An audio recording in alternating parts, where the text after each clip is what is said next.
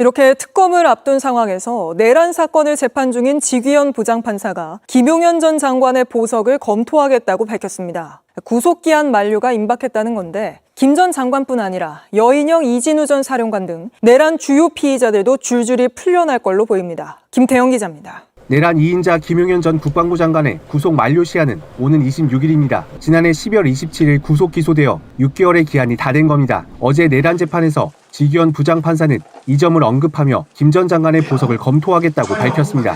보석을 적극 검토해야 될 것 같다며 일시와 조건 등은 검찰과 피고인 양측 의견을 모두 종합해 결정하겠다고 한 겁니다. 그러자 검찰은 석방될 경우 다른 피고인에 대한 회유, 압박이나 출석 거부 가능성이 크다고 우려했습니다. 그러면서 다른 피고인들과 만나면 안 된다는 조건과 접촉할 경우 재구속까지 고려해야 한다고 했습니다. 앞서 김 전 장관은 구치소에서 윤석열 전 대통령 지지자들의 결집을 호소했습니다. 김 전 장관의 변호인은 집회에서 편지를 대독하기도 했습니다. 적들이 우리의 대통령을 훔쳐갔습니다. 대통령을 우리 손으로 구출하자! 김 전 장관은 옥중 편지를 통해 자유 대한민국의 미래를 위해 더욱 힘차게 싸우자며 윤 어게인을 주장하기도 했습니다. 또 김 전 장관의 변호인이 다른 사령관들을 접견하거나 접견을 시도한 일도 드러나 논란이 됐습니다. 이런 가운데 박안수, 여인영, 이진우 등 내란의 중요 임무 종사 혐의를 받는 사령관들과 전직 사령관이자 민간인으로 계엄을 주도한 노상원 씨도 당장 이번 달 말부터 다음 달 초 사이 구속기한 만료로 석방을 앞두고 있습니다. 비슷한 시기 조직을 갖추게 될 특검은 이들에 대한 강도 높은 수사를 통해 추가 기소로 신병 확보를 시도할 가능성도 있습니다. JTBC 김태영입니다. 임태훈 소장님이 우려했던 일이 현실이 될 것 같습니다. 김용현 내란 핵심 피고인이 풀려날 것 같습니다. 근데 이게요, 지금 지기현만 문제가 있는 게 아니야. 언론은 지기현에만 포커스가 맞춰져 있어요. 근데 판사 지기현이도 문제인데 검사도 문제라고 저는 개인적으로 생각합니다. 일단 지기현이에 대한 문제점부터 좀 살펴볼까 합니다. 이 내란 재판에서 지기현이가 김용현이에 대해서 이렇게 얘기했습니다. 다른 예에 따라 김용현의 보석을 적극적으로 검토해야 할 것 같다. 일시와 조건 등의 양측 의견 모두 종합해서 정하겠다. 와, 적극적으로 검토해야 할 것 같다. 미칠 것 같습니다. 진짜 이제 김용현이는 풀어나기 직전인데요. 이 부분을 임태훈 소장님이 경고를 했었어. 매불쇼에 나와서도. 네, 맞아요. 근데 그게 별로 이슈도 안 되고 뭐 사람들이 관심도 없더라고. 임태훈 소장님, 네. 박수로 모시겠습니다. 반갑습니다. 이거 어떡할 거예요, 이거? 큰일 났네. 방법이 없습니다. 우리 형사소송법상 6개월을 이 구속 만기이기 때문에 6개월이 지나면 석방을 할 수밖에 없습니다. 6개월 안에 이제 선고를 내려서 형을 주면은 이제 2심으로 구속 상태에서 넘어가는데 이게 2개월마다 갱신하도록 되어 있어서 12월 27일 날 이제 구속이 됐기 때문에 구속 만기가 6월 27일입니다. 그래서 이제 문제는 그렇다고 해서 지기현 재판장이 책임 없는 거 아니죠. 네. 왜냐하면 6개월 안에 재판을 마무리 못한 것은 문제죠. 왜냐하면 내란 수개를 석방시킴으로 인해서 네. 모든 재판이 늘어졌고 네. 그리고 계속 제가 누차 얘기하지만 재판지 이상하게 하고 있다. 그렇다고 했죠. 한 증인이 막 하루만 나오는 게 아니라 이틀 막 이렇게 나와요. 쓸데없는 얘기도 길게 하고. 그렇죠. 통상적으로는 증인신문 할 때 시간 제한합니다. 그러니까 예를 들어서 저희 1시간 하겠다 그래도 좀 줄이게 해요. 그래서 30분 양측에 30분 주고 재신문, 재재신문 해서 하루 안에 빨리 이렇게 딱 똑 떨어지게 끝내야 되는데 네. 통상적으로 윤석열 변호인단이나 김용현 변호인단이 되게 쓸데없는 정치적 발언들을 많이 하는 걸 제지하지 않으니까 오늘과 같은 결과가 나온 것이기 때문에 그건 지기현 책임 아닙니까? 지기현 책임이 1차적으로 있는 것이고 네. 두 번째는 이제 저 얘기는 왜 하냐 이제 국민들이나 이제 시민들 이해를 못 하실 것 같은데 27일 날 구속 만기로 석방이 되는 것과 27일 구속 만기 전에 조건부 예를 들면 주거 제한이라든가 뭐 여행 금지라던가 누구누구랑은 전화 접촉도 하면 안 된다라는 조건을 내걸고 보석을 시키는 거는 좀 다른 겁니다. 직권 보석이라는 게. 그러니까 이제 저 얘기를 하기 시작하는 거죠. 그렇지만 국민들은 비난할 거 비난해야 됩니다. 그렇습니다. 그것 때문에 이게 지금 재판이 이상하게 돼서 늘어지고 있는 건 아니냐라는 거고. 네. 저는 기대하는 건 이렇습니다. 제가 오기 전에 이명현 특검을 잠시 뵙고 왔는데요. 그래요? 네, 잠시 뵙고 왔는데 결국은 저는 최상병 특검으로 김용현을 다시 구속시킬 수 있다라고 생각을 하고 있습니다. 네. 왜냐하면 이 사건 최상병 수사외압에 김용현이 등장을 안 할 수가 없어요. 왜냐하면 여러분 기억하시겠지만 박정훈 대령에게 오늘 박정훈 대령 이제 항소심 재판이 있었는데요. 지금 항명죄지만 당시에는 집단 항명 수괴죄였어요. 집단 항명 수괴죄 들어보셨습니까? 우리 신장식 의원님 변호사 하셨지만 군형법상 반란을 하는 군인을 반란군을 제압하기 위해서 있는 제목이에요. 네. 그런데 이거를 김동영 머리에서 나왔을 리가 없다. 이것은 작전 개념이 있는 군인의 머리에서 나왔을 것이고 플러스 알파 이 작전 개념과 더불어서 법리적인 것을 누군가가 김동혁 검찰단장에게 얘기해 줬을 것이다. 돌아오면 무슨 얘기냐면 김용현이 아까 우리 김종대 의원님이 얘기하셨잖아요. 이명현 변호사하고 외나무 다리에서 만났었다. 네네네. 그러니까 물에 빠진 사건 미화하기 위해서 김용현이 수사를 받을 때 피해자였던 그 이대령의 법률 대리인이 이명현 변호사였어요. 네. 그럴 때 이미 한번 만났고 오히려 자기 부하를 무고죄로 해서 잡아쳐놓은 역사가 있어요. 김용현은 그때도 검찰단장을 움직여서 그 자기 부하를 죄를 뒤집어 씌웠거든요. 그것과 똑같이 박대령에게 그 프레임으로 죄를 뒤집어 씌운 것이기 때문에 김용현 작품으로 보신다는 네, 거군요. 그러니까 고기도 먹어본 놈이 안다고 네. 김용현이 여기서 등장을 하는 것은 통신 기록에도 나와 있어요. 오케이, 잠깐만요. 말씀이 네. 너무 길잖아. 그러니까 자 곽수산이 또 이제 딴 생각하잖아.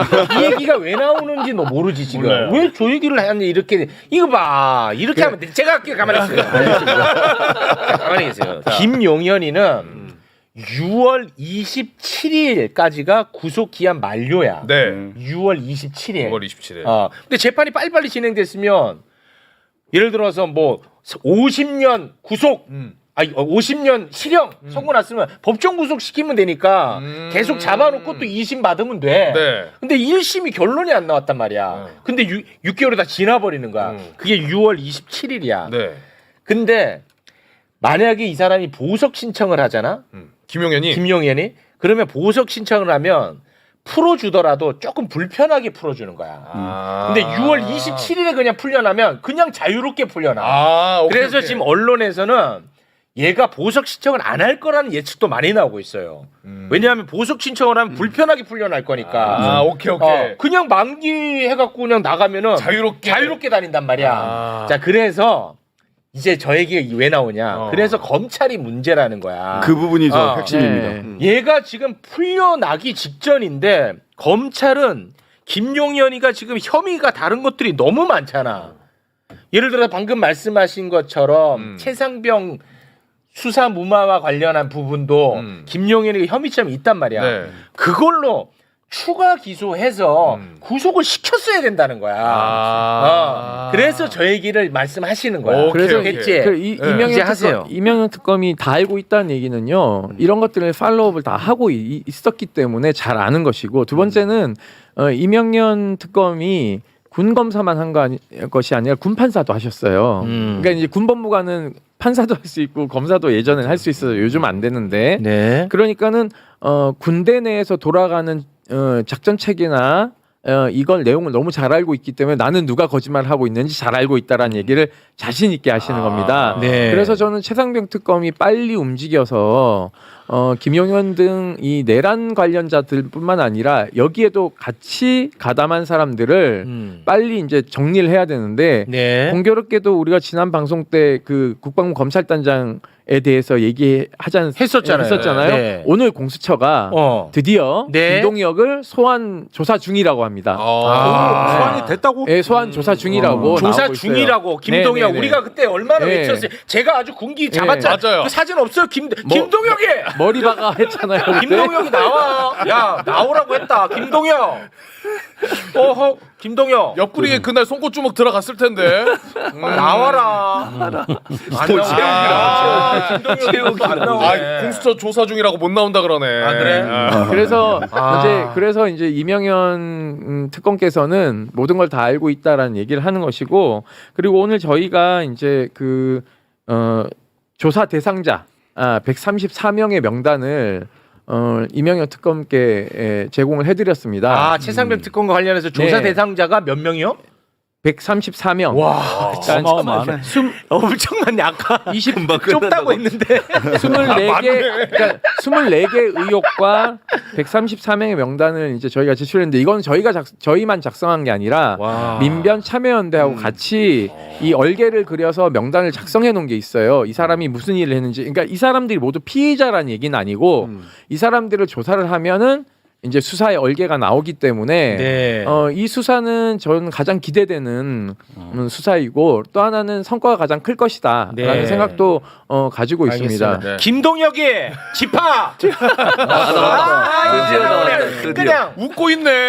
아유 진짜 니킥 한번. 아유. 그러니까 이분이 이제 원스타이긴 하지만 육사 출신 원스타이기 때문에 사실상 이 좀 최강욱 변호사님이 이제 그 당시 이 이명현 특검이랑 그 같은 기수일 거예요. 비슷한 기수인데 이분들이 굉장히 군대 내에서의 반인권적인 상황과 열심히 싸웠던 분들인데 네. 어느 순간 이제 이분들이 힘을 잃고 지금은 거의 육사 말 잘 듣는 네. 법무관들로 다 채워졌다라는 알겠습니다. 게 이제 네. 가장 큰 문제죠. 자 지금 이제 문제가 이제 김용현이 풀어난다는 게 제일 문제거든. 그렇죠. 네. 근데 이자만 중요한 게 아니라 지금 그 내란과 관련된 혐의자들 지금 다 풀려나게 생겼다니까. 그거 좀 한번 올려주세요. 만료일. 예, 만료일만 좀 한번 소개를 해주시겠습니까? 네. 소개해달라고요. 저한테. 최진봉 교수님 소개 좀 해달라고요. 자, 김용현 구속기간 만료일이 2025년 6월 27일이고요. 이진우 수방사령관, 전 수도방위사령관이죠. 2025년 7월 1일. 그리고 여인영 전 방첩사령관 7월 1일이고요. 똑같이. 박완수 전 계엄사령관이죠. 7월 1일. 그리고 문상호 박완수 7월 3일. 왜냐하면 노안이라 잘 안 보여, 글씨가 적어가지고.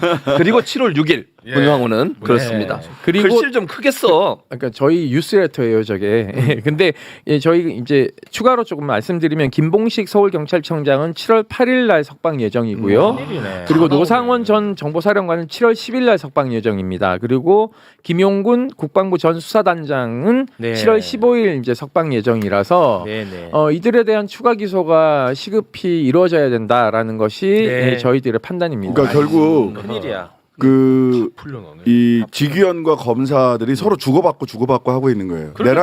맞아. 내란숙에 풀어줄 때는 직위원이 풀어주니까 검사들이 심우정이 항고 안 해갖고 즉시 항고 안 해서 풀어져 버렸잖아요. 그리고 박세현이가 일반 한 거 안 한 거 사람들이 몰라요. 맞아. 그러니까 박세혁 수사단장이 그때 굉장히 아니 본인은 약간 그 제스처를 취했지. 그렇지. 할 것처럼. 심우정이랑 싸우는 것처럼 처럼 하는데 했어. 근데 그래 그때- 화나고 싸울 것 같으면 그래 너 일반 한거 하면 될 거 아니야. 안 했잖아. 근데 그때 뭐냐면 마치 3시간짜리 항명하는 모양새였어요. 그런데 그 항거와 관련해서는 박세혁이 본인이 해도 되는 거였어요. 네. 심우정의 지휘를 기다릴 필요가 없는데 그렇습니다. 싸우는 척만 하고 그냥 심우정이 지휘했다는 그걸 핑계를 대고서 즉시 항고를 하지 않았거든요. 네. 근데 여튼 이번에는 그 법정에서 재판지를 이렇게 일부러 시간을 늘어뜨리는 것처럼 보이는 6개월간 재판지를 했고 더 문제는 검찰이 추가로 기소하지 않은 거예요. 사실 추가로 기소했어야죠. 그게 핵심이지. 이게 최혜병 사건까지 가지 못하더라도 제가 보기에는 외환 유치라든지 맞아요. 국방부 장관이었잖아. 맞아요. 그랬고 공무상 기밀 누설 등등 맞아요.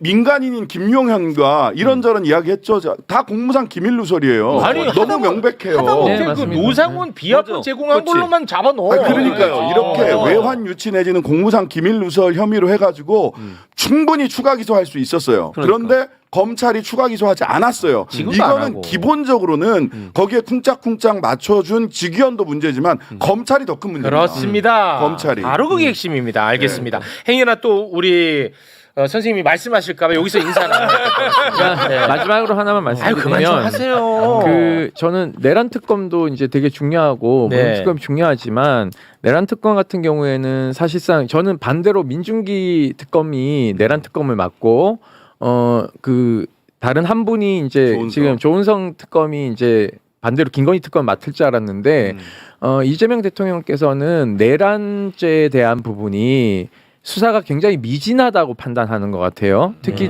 대통령실 들어가 보니까 방첩사가 대통령실에 그 컴퓨터 파기 이런 데 관여했다는 것들이 나오고 있지 않습니까? 네. 그래서 내란 세력을 근본적으로 확실하게 뿌리 뽑지 않으면 대한민국에서 장성 인사나 네, 네. 이런 추가적인 것들을 진행할 수가 없다라고 판단해서 알겠습니다. 칼을 세게 빼든 것 같다. 네, 알겠어요.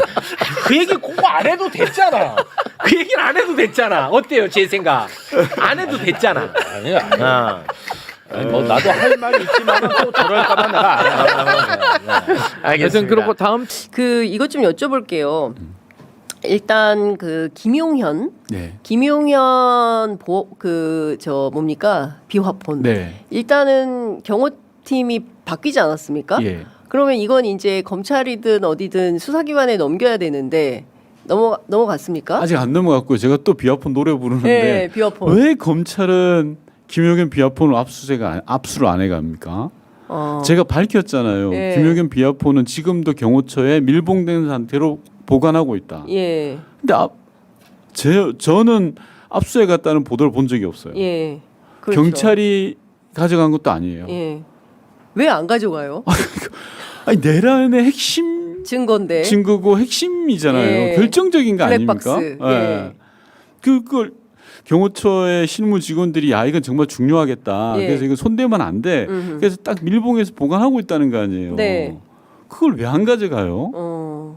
그러니까 그래놓고 무슨 지금 기소를 하고 재판을 합니까? 예. 그 직위원 재판부가 구속 만기가 다가오기 때문에 김용현의 청대로 아마도 보석? 보석으로 미친 거 아니에요?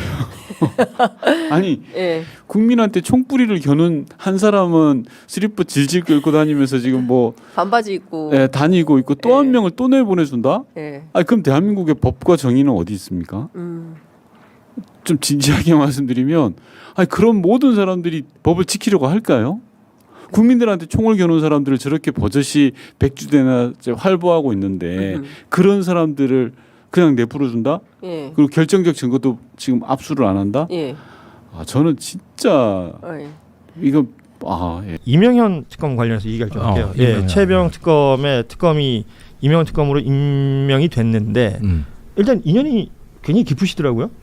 그러니까 이명현 변호사하고 뭐 같이 근무했다거나 이런 건 아니지만 그분의 술은 제가 제일 많이 얻어먹었다고 할 수가 있겠죠. 워낙 관심사가 겹치는 분야가 많아서 그 강남의 변호사 사무실 근처 가가지고 술 먹고 여러 가지가 있는데 참으로 저는 이건 운명적 그 만남이다. 이 만남의 의미가 있어요. 만남이란 건 저하고 만남이 아니라 이 특검을 통해서 만나게 될 사람들입니다. 우선은 이명현 변호사가 그 김용현과 이제 백척간도에서 만났다.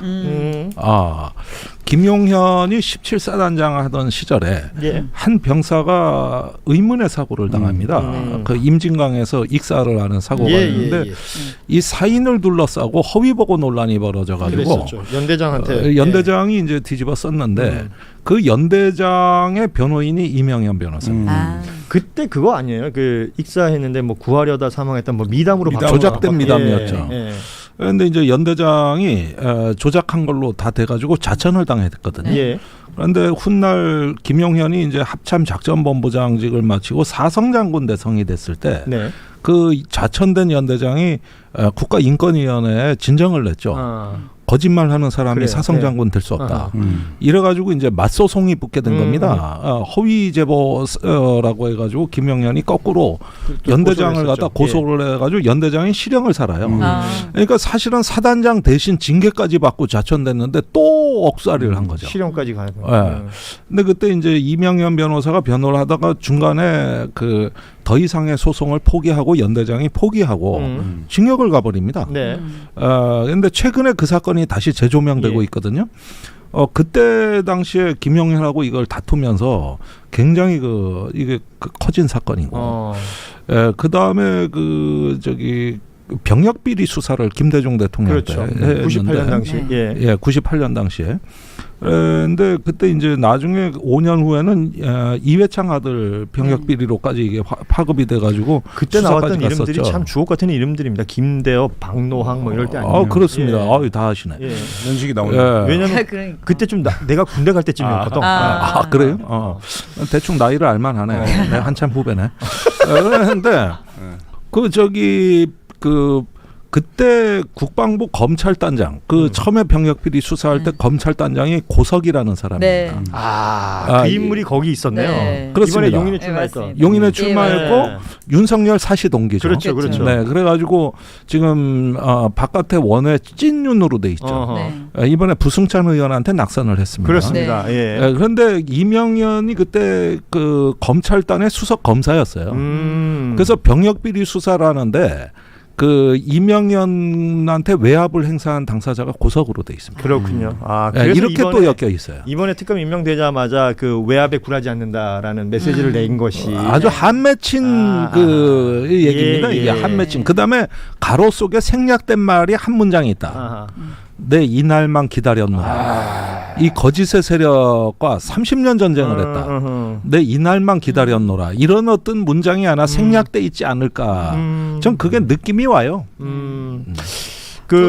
이명현 특검이 지금 뭐 외압 이런 얘기 굴하지 않는다라고 얘기하시면서 그 23년 전 그 얘기도 하시고 어쨌든 군 내부의 생리를 누구보다 잘 아시는 분 아니에요. 그렇죠. 예, 그러면 군 내부에서 우리가 군이다, 특수성이 있다라는 취지로 뭐 수사를 좀 띄엄띄엄 받는다든지 이럴 가능성 같은 건 전혀 없겠죠, 이제는?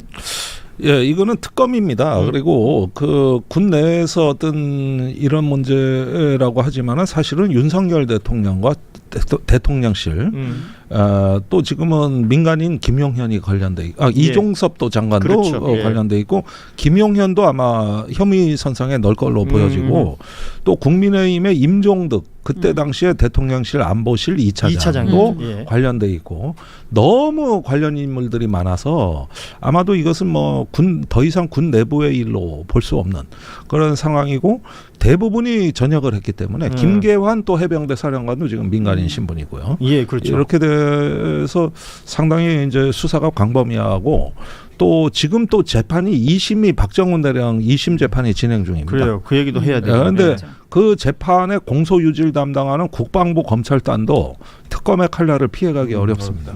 왜냐하면 그 검찰단의 이번 그 김동혁 단장. 그러니까 이 공소 사실을 바꿔가지고 이제 고법 이제 2심은 서울 고법에서 하니까 고법에 제출을 했는데 고법이 또 받아들였단 말이에요.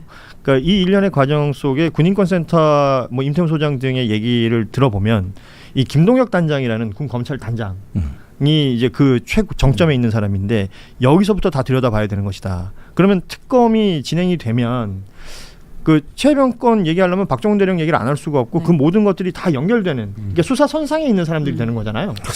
이게 3부 토건 3분의 1 체크 이것도 사실은 2.5까지도 네. 거기까지 또 연결이 되고 네. 다 연결되니까 특검 간에도 또 겹치는 부분이 있죠. 그러니까 이게 교집합들이 워낙 많아요. 이 3대 특검에 출연하는 출연진들이 다 비슷하기 때문에 저 소초동 앞에 숙소 같은 걸 구해야 됩니다. 사실 그렇죠. 계속 나가야 되기 때문에 몇 명 정도는 거의 매일 나가야 되는 아크로비스타 지하에 그 반바지 입고 다니시는 분이 그분들 있던데 만나실 수 그분 있고, 예, 뭐 증인으로 그분 나온다고. 뭐 포함해서 네. 한 제가 볼 때 한 7, 8명 정도는 이 3대 특검에 다 불려갈 가능성이 있는 사람들이 네. 심지어 오늘 김동혁 단장님은 공수처에서 피의자로 신문을 받고 소환 지금 오늘 네, 소환 받아서 받았고요. 지금 받고 있습니다. 네. 그러니까 그런 피의자가 공소유지를 담당하고 있다는 게 그러니까요. 말이 됩니까? 네. 그러니까 이런 부분들이 그러니까 세상이 다 비정상이에요. 네. 그리고 제가 알기로는 요즘 언론에서 이 특검을 앞두고 탐사보도팀을 따로 조직하지 않고 기존의 법조팀에 취재 인력을 전부 다 붙이고 있다는 소문도 들립니다. 대대적인 이제 취재 전쟁이 시작이 되는데 네. 아까 말씀드린 대로 서초동 안에 다 있습니다. 네. 취재 대상들이. 예.